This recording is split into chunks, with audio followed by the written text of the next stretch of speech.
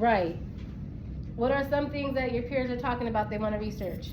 Well, I know you said peers, but I chose like child development in a single parent home. Okay. What are some other things we're nosy posy about? Go ahead. History that was destroyed, and a lot of the wars that we have. Okay. What are some other things? Go ahead. Attachment styles. Attachment styles. Go ahead and pass your papers forward, please. And we're going to get into it. So just like I said, we are in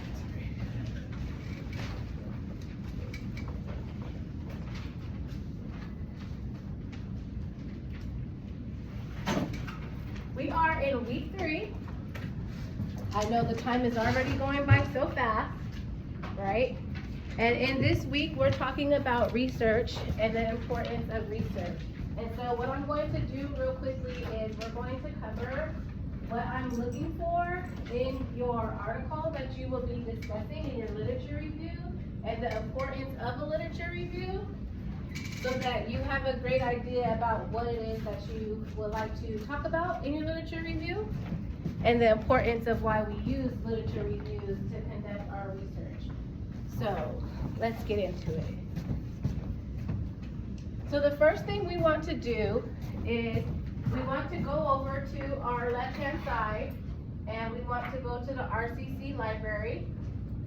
And in the RCC library, we're going to hit the database.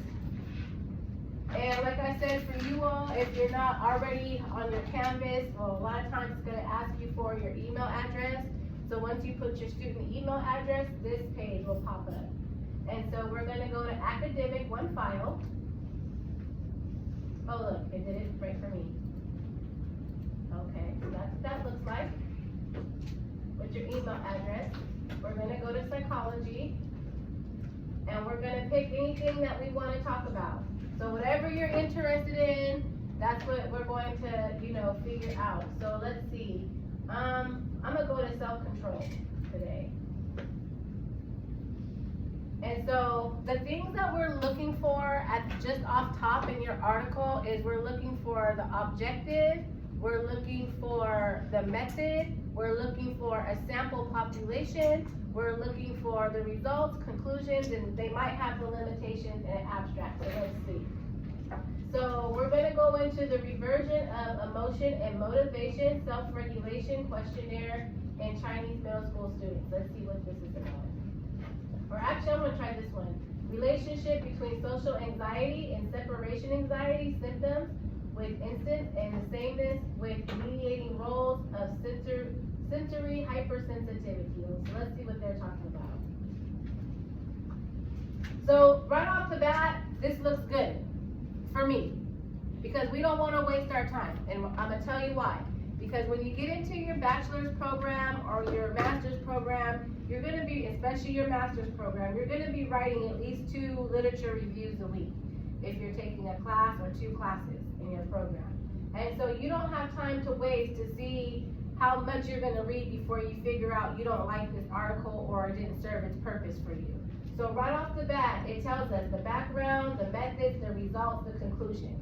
So that's a good sign, okay? So let's see what it's talking about. Autism disorder is characterized by impairments in social communication and interaction, restricted and repetitive patterns of behavior, and sensory processing abnormalities. The core features are often accompanied by morbid anxiety disorder. However, the sequence and the mechanisms of these associations warrant further investigation. So they want to further investigate morbid anxiety disorders. Therefore, the aim of this study was to examine the relationship of social anxiety and separation anxiety on an instance on sameness mediated by sensory hypersensitivity. So if you were interested in learning more about autism and development, this would be a perfect article because already it's very simple. It's telling you exactly what the aim of the study is. It's telling me the method that they use, which is cross-sectional study based on caregiver reports, right? And they're telling us in that they had 247 children. They're telling us the ages of each of these children, and that they used the repetitive behavior questionnaire. and the sensory profile, and the Spence Children's Anxiety Scale Parent Version. So in this one, they use 3 methods in order for them to work out their experiment and their literature review. Okay, so right off the bat, it tells you the method, it tells you the sample population. The path analysis revealed a significant and different effect of social anxiety and separation anxiety on sameness via sensory hypersensitivity. So they're telling you right there the results. So that means that, okay, they're telling me that we can go down and look at the conclusion. Based on these results, the mediated association of sensor hypersensitivity with the relationship between social anxiety and separation anxiety in an instance on the sameness was observed. So they're telling us about the conclusion. So this is an article, like I said, if I was interested in the development of autism, this is something that I would probably want to read, just because right off the bat, it gave me everything I was looking for. Am I making sense? And so when we're picking up our studies, that's what we want. We don't want to spend time trying to figure out in the article, where's the aim of the study?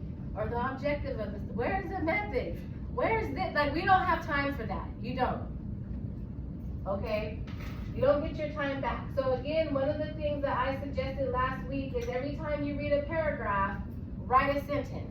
So that way we're not having to go back and reread, because I be forgetting. I don't know about y'all, but I be forgetting. So I'm not going back to reread everything.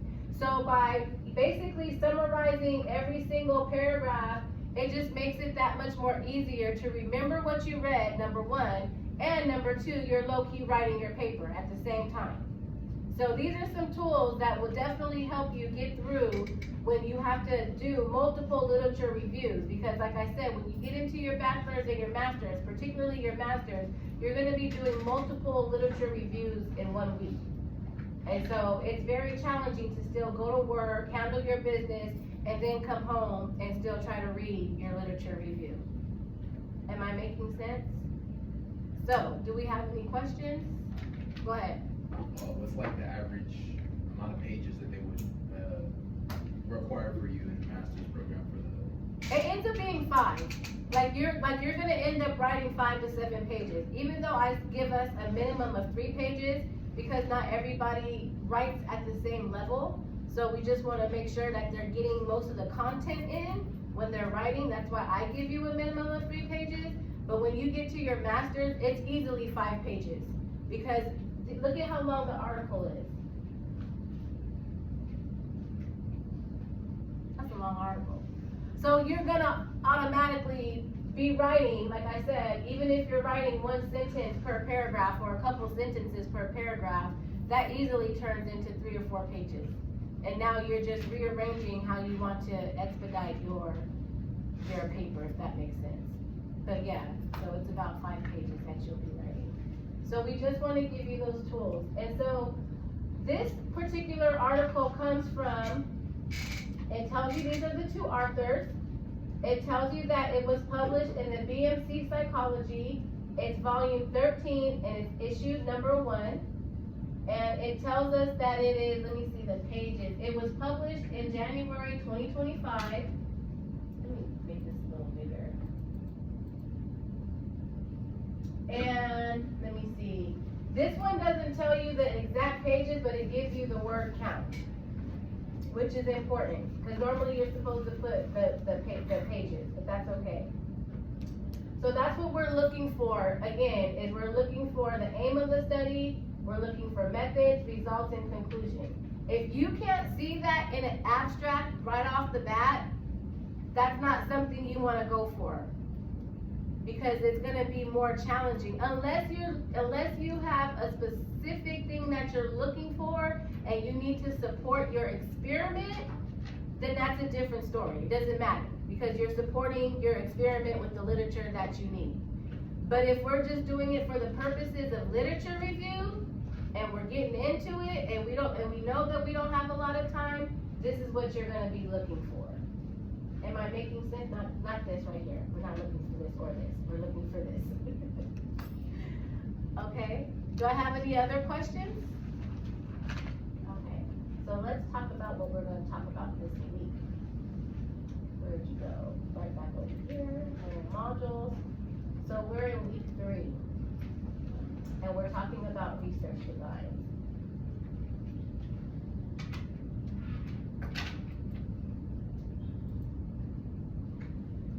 Can we go pizza cause psychedelic hallucinations? Does coffee make you smarter? Or does it just make you do dumb stuff faster? Like much of psychology itself, questions like these can seem pretty intuitive. I mean, people may not be the easiest organisms to understand, but you're a person, right? So you must be qualified to draw, like, some conclusions about other people and what makes them tick. But it's important to realize that your intuition isn't always right. In fact, sometimes it is exactly wrong, and we tend to grossly underestimate the dangers of false intuition. If you have some idea about a person and their behavior that turns out to be right, that reinforces your trust in your intuition. Like if I warn my buddy Bob against eating that deep dish pizza that's been in the fridge for the past week, but he eats it anyway and soon starts to wig out, I'm gonna say, dude, I told you so. But if I'm wrong and he's totally fine, I probably won't even think about it ever again. This is known as hindsight bias, or the I knew it all along phenomenon. This doesn't... Okay, so the reason why the hindsight bias, let me go back to it. Where'd you go? Hold on. Bob against eating that deep dish pizza that's been in the fridge for the past week, but he eats it anyway and soon starts to wig out, I'm gonna say, dude, I told you so. But if I'm wrong and he's totally fine, I probably won't even think about it ever again. This is known as hindsight bias, or... Okay, so the thing about the hindsight bias in research, it can be very problematic because when we're talking about I knew it all along phenomenon, first off, nobody knows everything. Let's just start there, right? Different people are going to react differently, which is why we do research. Because when we're doing our research and we're conducting an experiment, we want to be able to conduct this experiment over and over and over and over again so that we know that we're going to get consistent results. Am I making sense so far? And if we're going off of what our hindsight bias is, do you think we're going to get consistent results? Not at all. Because what you might feel one day is not going to be the same thing that you feel the next day. And just because it happened one time doesn't mean that it's going to keep happening. Am I making sense? So a lot of the times when we're thinking about hindsight bias, it's because we already have like our what we call a biased sample population. Everything we have is catered to us. Have you ever like have heard like they say 9 out of 10 people recommend this toothpaste? But is it really 9 out of 10 people? Did you really ask all the people in the world to say, hey, we're going to come down to this 9/10 of people really recommend this toothpaste? Well, that's kind of what hindsight bias is the same. We're taking a biased population, we're taking a bias of everything, and we're like, see, I told you so. But that doesn't necessarily mean that it's going to apply every single time when we do the experiment.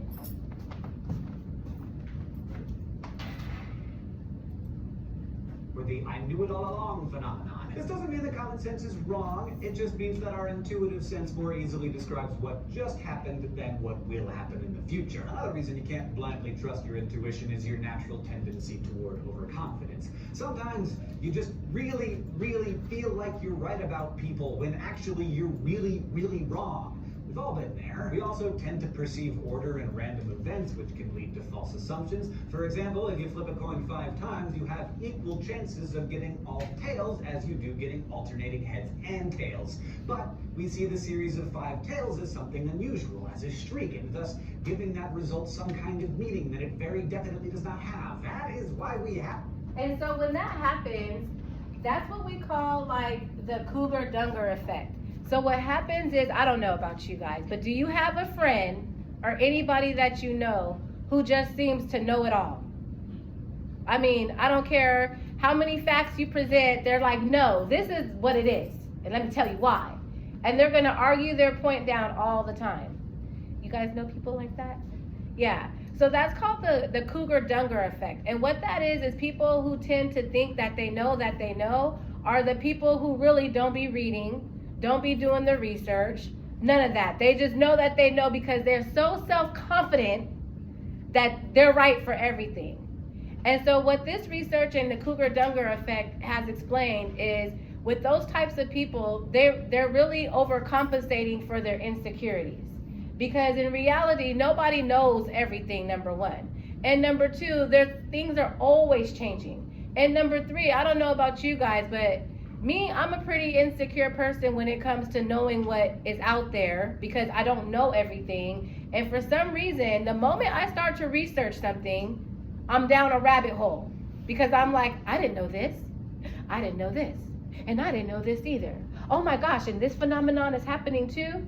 And then you feel stupid because you're like, it's just so much overwhelming information that you're going down this rabbit hole from one topic to the next because you're gaining more and more information. Am I making sense?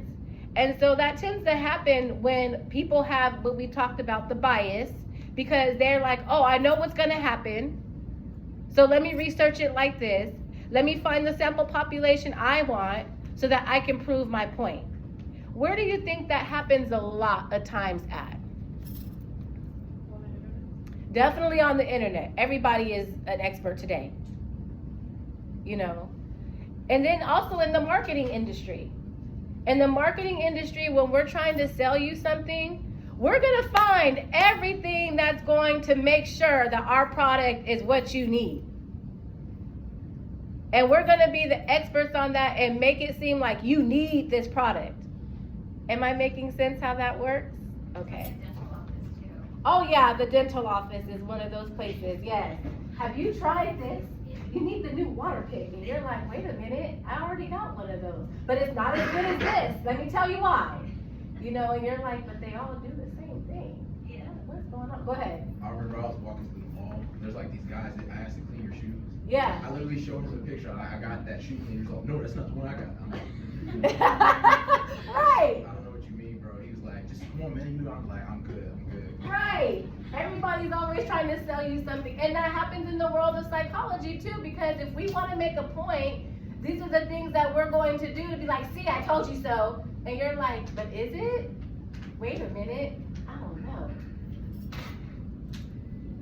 Out the methods and safeguards of psychological research and experimentation, and the glorious process of scientific inquiry. They help us to get around these problems and basically save the study of our minds from the stupidity of our minds. Oh, there won't be a spoiler if I tell you now that pizza won't make you trip, and coffee doesn't make you smart.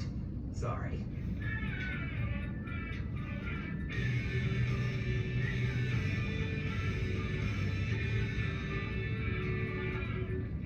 In most ways, psychological research is no different than any other scientific discipline. Like, step one is always figuring out how to ask general questions about your subject and turn them into measurable, testable propositions. This is called operationalizing your questions. So you know how the scientific method works. It starts with a question and a theory. And so this is important because when we're doing an experiment, we can't just say, oh, I want to do this experiment because.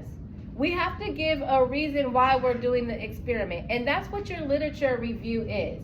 Your literature review is setting us up as the reader as to why you're asking the question that you're asking. So if we're asking a question about interpersonal relationships, a lot of times our theoretical foundation for what it is that we're going to be talking about is going to be attachment.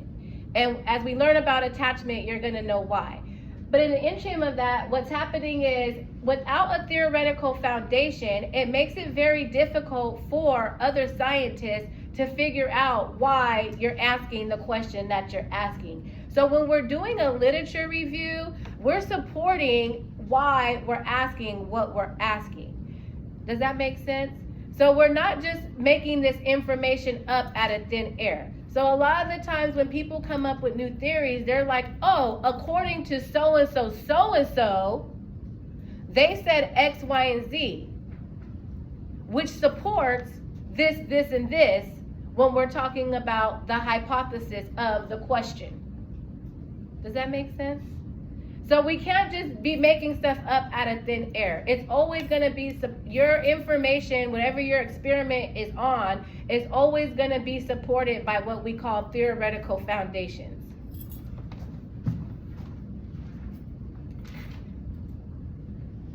mean theory in the sense of like a hunch that, say, a quad shot of espresso makes you think better. Instead, in science, a theory is what explains and organizes lots of different observations and predicts outcomes. And when you come up with a testable prediction, that's your hypothesis. Once your theory and hypothesis are in place, you need a clear and common language to report them with. So, for example, defining exactly what you mean by thinking better with your espresso hypothesis will allow other researchers to replicate the experiment.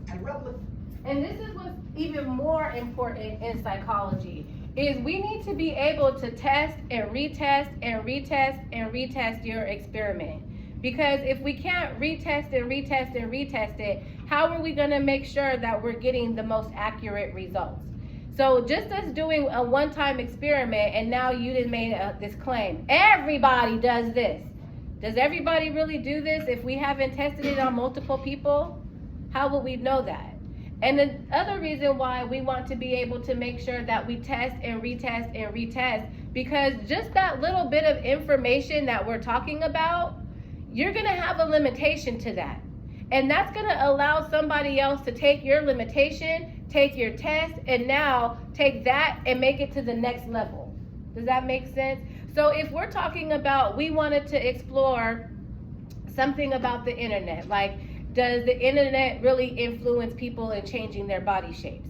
We're going to keep testing and testing and testing. And then at the end of that, we're going to put our limitations. So then another person is going to come along and say, that was pretty interesting. Does the internet really really change our body shape? And if so, how? So the first question was, does it? And we did a whole experiment on does it.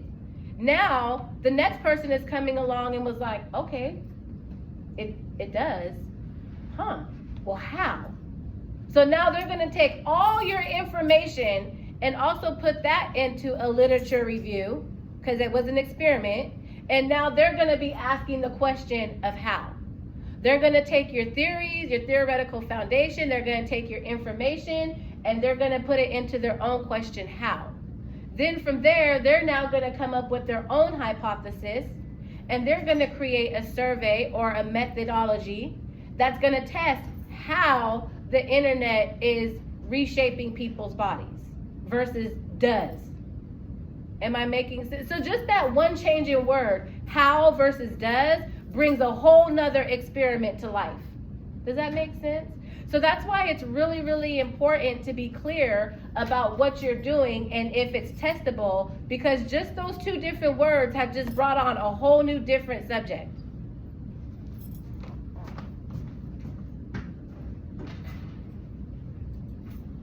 Application is key. You can watch a person exhibit a certain behavior once and it won't prove very much, but if you keep getting consistent results even as you change subjects or situations, you're probably onto something. This is a problem with one popular type of psychological research, case studies, which take an in-depth look at one individual. Now, here's the thing about case studies. Even though case studies are looking at one individual, the reason why we appreciate case studies is, again, it's giving us information. So even though with this one individual, that one individual can say, hey, yeah, it did change me. The internet did change my mind about how I saw myself in my body. And then the next question is, well, how? It's an open-ended question, how? So now the person is reporting, because I saw everybody looking snatched and I wanted to look snatched and I want a new boo and they all got new boos and whatever the case may be, right? And so what's happening in this case study is like, oh, okay, the person says they got new boos. So now I'm going to go through other case studies and be like, is this the same reason why they got snatched? Am I making sense? So when I'm going through each one of these case studies, I'm now looking for what I call a theme. And once I figure out this theme, now I can go back and put on my paper, the theme in several case studies were. And now we're going to explore that theme in the paper. So case studies are really, really important because they let us open up the door to things that we probably weren't really asking ourselves, because we were doing like a big overall blanket of things. And now this one person is like, oh, this is what happened. This is why it happened. This is how it happened. So now I'm going to explore, did other case studies look like that? And what are the similarities in those case studies? And can I add it to my experiment? Am I making sense?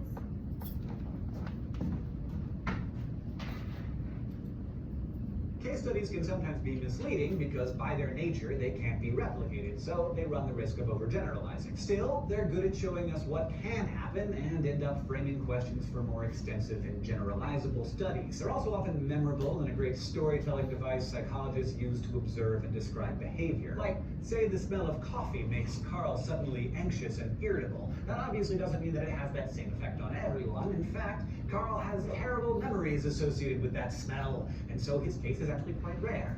Poor Carl. But you would still have to look at lots of other cases to determine that conclusively. Another popular method of psychological research is naturalistic observation, where research... And this is really big. If we are conducting a study and we want to know what's happening in real time, we're going to be using the naturalistic observation. We're not asking questions. We're not getting them engaged. We're just there to observe to see what's going on. Am I making sense? And the reason why this is so important, so important, is because it gives us a lot of information of what's happening naturally in that environment. I'll give you an example. I have a student in one of my caseloads, and everybody's like, he's autistic, he's autistic, he's autistic. In my mind, I'm like, oh no, he isn't. He has oppositional defiance disorder. And what that is when somebody doesn't want to adhere to authority. That's what oppositional defiance disorder is. So when I'm looking at the kid that everybody is saying, he's autistic, I'm like, let's observe him in his natural habitat. Let's see what goes on. Okay? Now, as I'm observing my little friend, that's what I'm gonna call him, because he's bad AF, is really what it is. I'm observing him. This little guy, there's nothing autistic about him. Because he has no sensory hypersensitivity. There's like, he knows what he's doing. And he knows that he's annoying. And so he goes around causing harm in the classroom. And so one day I was like, is he really autistic? Let me go in here and check this out. So we're having a session and I'm like, hey, I need you to put your toy, he has a little plushie toy that he has. I need you to put your toy on the top of your head and I double, triple dog dare you to walk from this classroom to the wellness center. And it can't drop. So he's like, and I'm just looking and I'm like, okay. And then I'm like, okay, well, what does compassion mean? I don't know. So then we go over what compassion means, and I was like, do you do that? Oh yeah, I remember this one time, blah, blah, blah, blah, blah. Okay. So then I'm like, I'm gonna race you. I'm gonna race you from here to the office. So what am I doing in that moment? I'm observing him. And because he's able to pass these agility tests, he's able to focus, he's able to keep his composure, he's able to complete sentences, and he's reading to me thoroughly, so much so that he's correcting my grammar. And I'm just testing him because we're at school, just to see how he's operating between when he's with the therapist and when he's in the classroom. When he's with the therapist, oh, we're good. We're having a good time. He's beating me up at Uno and Battleship, every game that we play. He know all the rules to him. But when we get to class, oh, it's helter-skelter. He don't want to follow the teacher's rules. He don't want to engage with the students anytime a student tells him what to do. So I'm observing him in two different arenas to see like if this kid is really autistic. And I'm looking and I'm like, this is more like oppositional defiance. This is the criteria that he meets. He's meeting X, Y, Z. He's doing this, this, and this. He meets 5 out of the 9 criteria for ODD. So I'm like, and this is all because I was able to observe him naturally doing his thing. And he don't know it. So when something happens, he'll come up to me and be like, but Dr.Cherisse, it's because I'm autistic. I don't buy it. You talking to the wrong one. Go sell that to somebody else. So this is what we're going to do today. Okay, fine. That's his voice. Okay, fine. And it's like, because I was able to observe him naturally doing his thing, I know he's playing everybody else, But he knows that I know that he's playing everybody else. So when he comes to see me, we don't have those problems. Researchers simply watch behavior in a natural environment. Whether that's chimps poking anthills in the jungle, kids clowning in a classroom, or drunk dudes yelling at soccer games. The idea is to let the subjects just do their thing without trying to manipulate or control the situation. So yeah, basically just spying on people. Like case studies, naturalistic observations are great at describing behavior, but they're very limited in explaining it. Psychologists can also collect behavioral data using surveys or interviews, asking people to report their opinions and behaviors. Sexuality researcher Alfred Kinsey famously used this technique when he surveyed thousands of men and women on their sexual history and published his findings in a pair of revolutionary texts, Sexual Behavior in the Human Male and Female, respectively. Surveys are a great way to access people's consciously held attitudes and beliefs, but how to ask the questions can be tricky. Subtle word choices can influence results. For example, more forceful words like ban or censor may elicit different reactions than limit or not allow. Asking, do you believe in space aliens, is a much different question than, do you think that there is intelligent life somewhere else in the universe? It's the same question, but in the first, the subject might assume that you mean aliens visiting Earth and making crop circles and abducting people and poking them. And if how you phrase surveys is important, so is who you ask.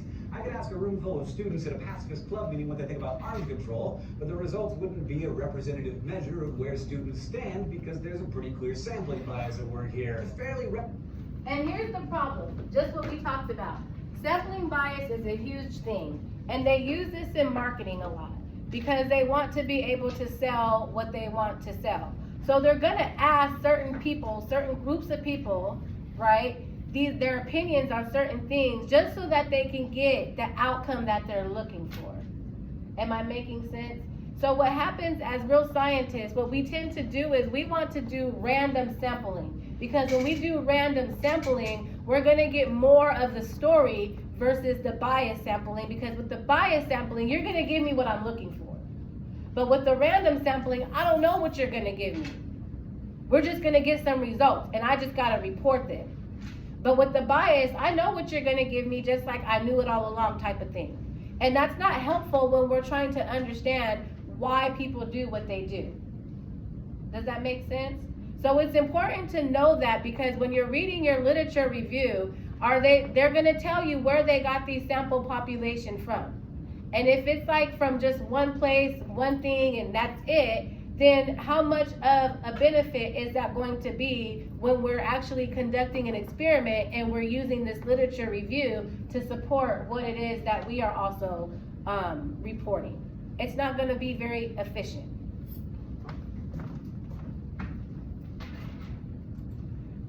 Represent a population, I'd need to get a random sample where all members of the target group, in this case students, had an equal chance of being selected to answer the question. So, once you've described behavior with surveys, case studies, or naturalistic observation, you can start making sense out of it, and even predict future behavior. One way to do that is to look at how one trait or behavior is related to another, or how they correlate. So let's get back to my buddy Bob, who seems to think that his refrigerator is actually some kind of time machine that can preserve food indefinitely. Let's say that Bob has just tucked into a lunch of questionable leftovers pizza that may very well have had a little bit of fungus on it, but he was hungry and lazy, and so he doused it in sriracha. Suddenly, he starts seeing things, green armadillos with laser beam eyes. From here, we could deduce that eating unknown fungus predicts hallucination. That's a correlation, but correlation is not causation. Yet, that is so important to understand.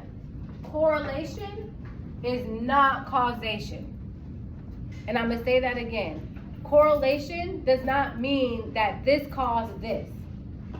And I'll give you an example. This week I was watching this show. It was called I Am a Killer. I love these shows because I'm like, ooh, what they do and why they do it. Like, you know, I'm nosy like that. So this one guy, this was a really interesting one. This one guy was saying how they were in a bar, and in the bar there was a fight.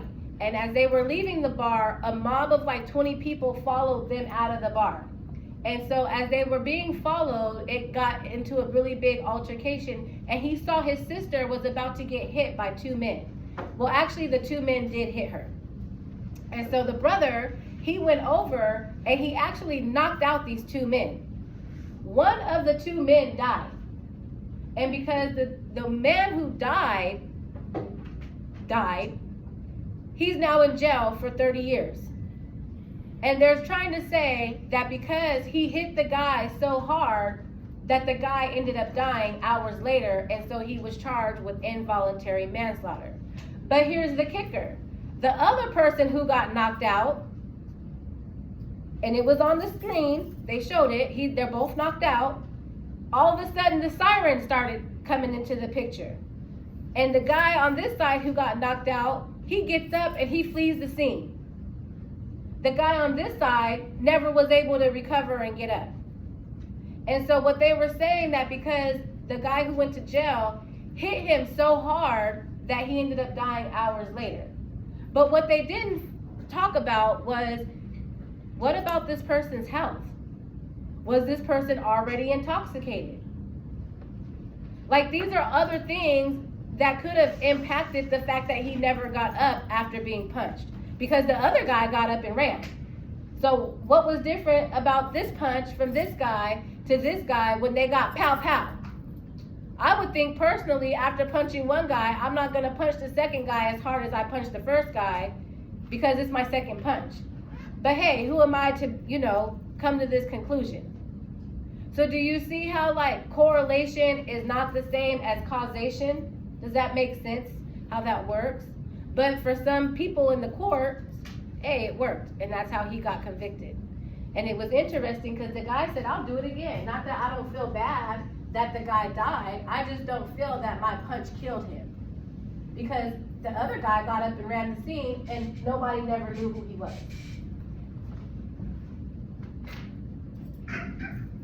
Yes, it makes sense that eating questionable fungus would cause hallucinations, but it's possible that Bob was already on the verge of a psychotic episode, and those fuzzy leftovers were actually benign. Or there could be an entirely different factor involved, like maybe he hadn't slept in 72 hours or had an intense migraine coming on, and one of those factors caused his hallucinations. It's tempting to draw conclusions from correlations, but it's super important to remember that correlations predict the possibility of cause and effect relationships. They cannot prove them. So we've talked about how to describe behavior without manipulating it and how to make connections and predictions from those findings, but that can only take you so far. To really get to the bottom of cause and effect behaviors, you're gonna have to start experimenting. Experiments allow investigators to isolate different effects by manipulating an independent variable and keeping all other variables constant, or as constant as you can.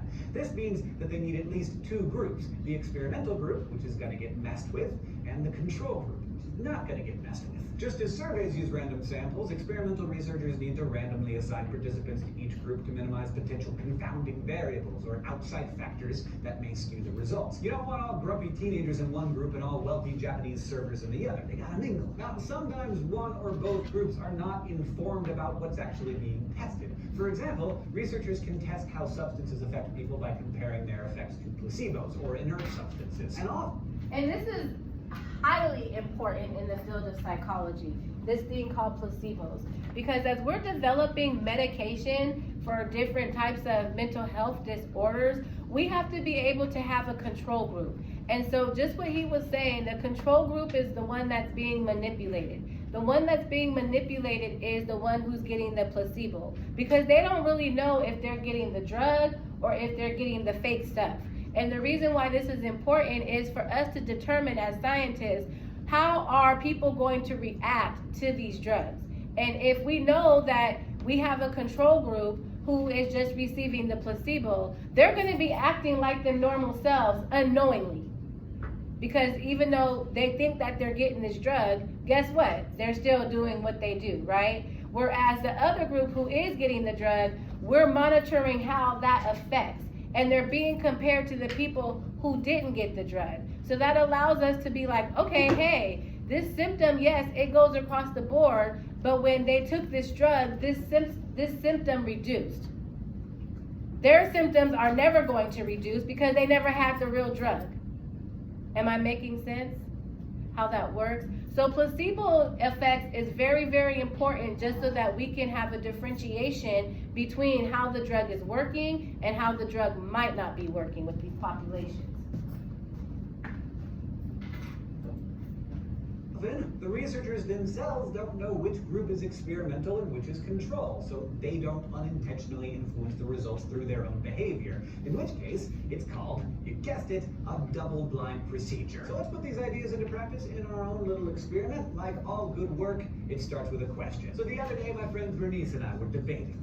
Caffeine's effect on the brain. Personally, she's convinced that coffee helps her focus and think better, but I get all jittery like a caged meerkat and can't focus on anything. And because we know that overconfidence can lead you to believe things that are not true, we decided to do some critical thinking. So let's figure out our question. Do humans solve problems faster when given caffeine? Now we gotta boil that down into a testable prediction. Remember, keep it clear, simple, and eloquent so that it can be replicated. Caffeine makes me smarter is not a great hypothesis. A better one would be, say, adult humans given caffeine will navigate a maze faster than humans not given caffeine. The caffeine dosage is your independent variable, the thing that you can change. So, you'll need some coffee. Your result, or dependent variable, the thing that depends on the thing that you can change, is going to be the speed at which the subject navigates this giant corn maze. Go out on the street, wrangle up a bunch of different kinds of people, and randomly assign them into 3 different groups. Also, at this point, the American Psychological Association suggests that you acquire everyone's informed consent to participate. You don't want to force anyone to be in your experiment, no matter how cool you think it is. So the control group gets placebo, in this case decaf. Experimental group 1 gets a low dose of caffeine, which we'll define at 100 milligrams, just an eye-opener, like a cup of coffee's worth. Experimental group 2 gets 500 milligrams, more than a quad shot of espresso dumped in a Red Bull. Once you dose everyone, turn them loose in the maze, and wait at the other end with a stopwatch. All that's left is to measure your results from the 3 different groups and compare them to see if there were any conclusive results. If the highly dosed folks got through it twice as fast as the low dose placebo groups, then Bernice's hypothesis was correct, and she could rub my face in it saying she was right all along. But really, that would just be the warm flush of hindsight bias telling her something she didn't really know until we tested it. Then, because we've used clear language and defined our parameters, other curious minds can easily replicate this experiment, and we can eventually pool all the data together and have something solid to say about what that macchiato was doing to your cognition, or at least the speed at which you can run through a maze. Science, probably the best tool that you have for understanding other people. Thanks for watching this episode of Crash Course Psychology.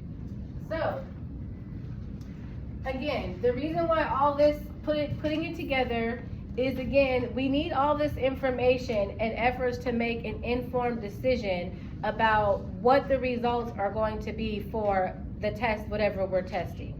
And again, we have to be able to have people replicate it to make sure that what we tested, has the precise, accurate information so that we can go on to use that information in the world of psychology.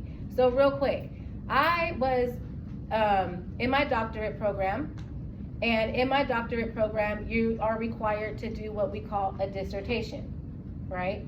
So the dissertation is like your experiment and efforts for you to graduate. So I had a horrible experience in my graduate program, awful. And I wanted to know, did other people have the same experience, or was it just the people in my school experiencing what I was experiencing? So in order to have that test conducted, I had to create a consent form, because that was my question. Are other people experiencing the same thing that I'm experiencing? And I wrote down the things that I was experiencing, which were not good. Like, our school was stealing our money, our teachers were not very professional at all, and they definitely were not supportive at all.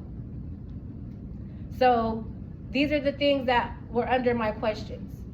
And so after creating those questions, my hypothesis was, with the support of healthy teachers, I believe that students are more ready for the world of behavioral science than those who lack support.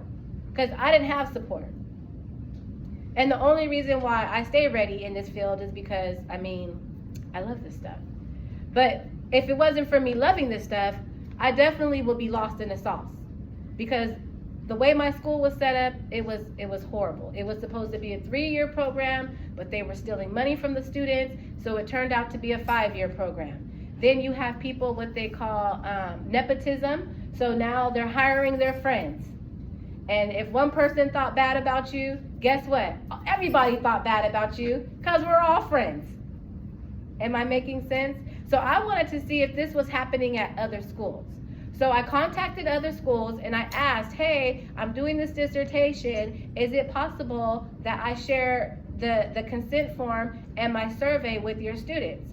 And they were like, yeah, go ahead. So I sent it out to several different schools and I got my results back. So what happened was Cal Baptist University, it was like 10 students who answered the questions from there. And after reading their questions, because the type of study that I did, it was called a qualitative study. And a qualitative study is where we have open-ended questions for people to answer. And we're picking out themes from these open-ended questions. And it's called a phenomenological study as well, because this is the phenomenon that I'm experiencing. Am I making sense so far? So what happens is I get the test results or the questions back from Cal Baptist and like Azusa and like a couple other off-brand universities. And what I noticed is with this other off-brand universities, these students, in order to pass, they're over here taking drugs. They're talking about how they're taking coke. They're talking about how they're smoking weed. They're talking about how they're drinking. They're talking about how they're stressed. They're talking about how they have no support whatsoever. And they feel very, very alone in their doctoral program. Cal Baptist, on the other hand, everybody is like, I love this school. I feel prepared for the world and the work that we're going into. The professors were supportive. They answered our questions no matter what. They did X, Y, and Z. So even though they had all these different answers that were open answered, I was able to gather information from this side and from this side. And the information that I gathered was, if the students are being supported by their peers and their professors, they're gonna feel like they're prepared to get out in the world to do the work of a clinical psychologist.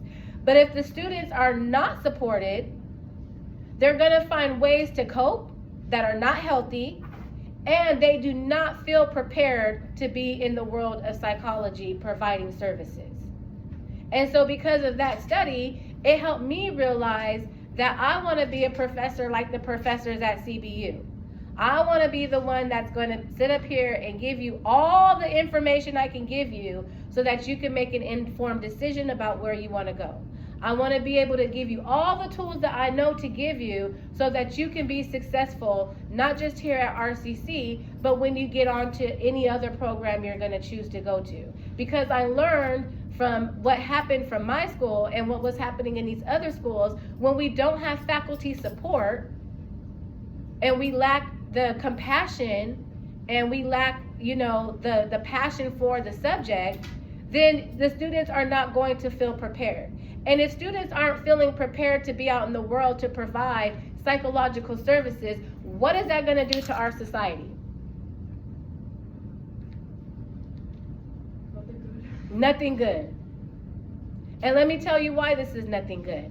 Because you spend thousands and thousands and thousands of dollars just to get here. Your doctorate degree is going to be up there around the 100,000s.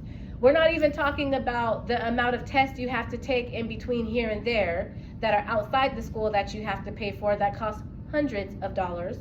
We're not even talking about how you have to apply with the BBS, and that's going to cost you $150 every single year on top of taking continuing educational classes, which cost you another couple of $100. Am I making sense? All for you to get to this point of licensure. And we haven't even talked about licensure, because that's another test that's going to cost you a good $500. And now that you've got this license, it could be revoked and suspended just that fast because you didn't feel prepared versus the people who did feel prepared. Am I making sense? And so that's why it's important that we conduct experiments so that we can figure out what's going to work and what isn't going to work. So do I have any questions? Go ahead. I know you talked about qualitative, but what was your quantitative? I didn't do quantitative. Because for me, I wasn't going to get what I was looking for. I had to find themes. I had to figure out why and how. And when we're doing quantitative, it's like a Likert scale, and they're already preset questions. So that's giving us numbers. So yeah, it's gonna give us numbers and it's gonna tell the story through a number, but I needed answers. Like, am I tripping? Because that was really my for reals question to myself. It's like, girl, am I tripping? Is it just me? Because that's always my question. Is it just me? Am I tripping? And then when people be like, oh no, this happened to me, I'm like, ooh, good, it wasn't just me. I'm not the only one. But that's what was going on. So you don't necessarily always need quantitative findings if that's not what I guess you're looking for? Right, you don't always need quantitative findings. It really just depends on like what you prefer. Because both methodologies are gonna give you what you're looking for. Just the qualitative was just more in depth because I pulled out themes. Does that make sense? And with quantitative, we're not gonna be able to pull out themes. We're gonna have to make a number story out of it. Does that make sense? Do I have any other questions? Any other comments? Any other thoughts? So how do you feel about this information? Does it make sense? Is it overwhelming? It is overwhelming, and that's why we do this as often as we can, because when you get to week 6, I want you to be comfortable in reading your article. I want you to be comfortable in understanding why you're reading your article. I really want you to pick an article on something that you're really, really interested in so that you can write a great paper for yourself. Because all this is doing is just setting you up for success in your next venture. And it's giving you the opportunity to work this kind of stuff out every single day. Because you're gonna be asking yourself the same questions too. Am I tripping? And if you start to go through the methodologies for a study by you're asking yourself the questions, you're finding research, which is in the natural environment, looking around, seeing what's going on. Now you're making a hypothesis, and now you're creating a test. And that could be anything, because it's your life. And then you have some conclusions and some results. Oh, I knew this was like this. Oh, I didn't know this was like this. And now that you have the results for yourself, you're like, I'm gonna go out here and do X, Y, and Z to avoid this and this and this. So every day, you are being a scientist, whether you want to believe it or not. And you're going through the scientific method to figure out how you should and what is best for you to navigate through whatever situation you're going through. Does that make sense? And now that you have this information, it's just gonna like open your eyes even wider about a lot of the stuff that you're going through. So do I have any other questions? Comments? Thoughts? So this week in your work, this is what you're going to be going over. Is you have some questions. First, let me go back real quick. So again, here's our week 3. You have some questions, you have some terms, and then you have your teach the class. And your teach the class is picking any 2 pages from chapter 2, and you are the expert on those 2 pages in a PowerPoint presentation, in a Canva, in a Google slide. You're gonna highlight all that information that you found on those 2 pages. And when you do that, please, please, please make sure your slides are shareable. Make sure your Canva is open so I can access it, okay? Do I have any other questions, thoughts, comments, concerns? Go ahead. For week 2, I know we had to do a slide, right? Yeah, you're doing the same thing every week up until week 6. Okay, so I just need some pointers on, are we gonna be able to put, what you think about our slide? I'm not, your peers are. Oh, my peers, okay. Your peers are gonna respond to your slides. Oh, okay. And I just check them to make sure you did them. And make sure the information matches what we read in the chapters. Okay. Okay? So, but you're not putting, when you check it, you don't say, it's just the peers don't say something about Yeah. The only time I'm gonna comment on your work is for your literature review. Okay, That's the only time. Or if I can't access your work. okay, But other than that, I'm just reading it, okay. just to And assess. the peers is at the, These are your peers. okay. I'm thinking about another person. Uh-huh. So you're gonna make sure that you respond, I think it says to at least 1 or 2 peers.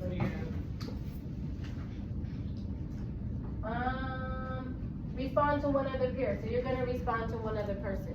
after you look at their slides and talk about, you know, how you felt about their slides, the information you received from their slides. You know, hype them up about their slides. That's what you're basically doing. Alright? Do I have any other questions? Go ahead. So 2 paragraphs from the other one, Uh-huh. is that in addition to answering the questions, or is that like? That is the questions being answered. Oh, the questions being answered? Yeah, I just don't want you to shortchange me. Okay. Cause this is how I'm processing, if you're processing. Since I don't give quizzes. Okay. Does that make sense? Do I have any other questions? All right, well, thank you for putting up with me. I will see you next Wednesday.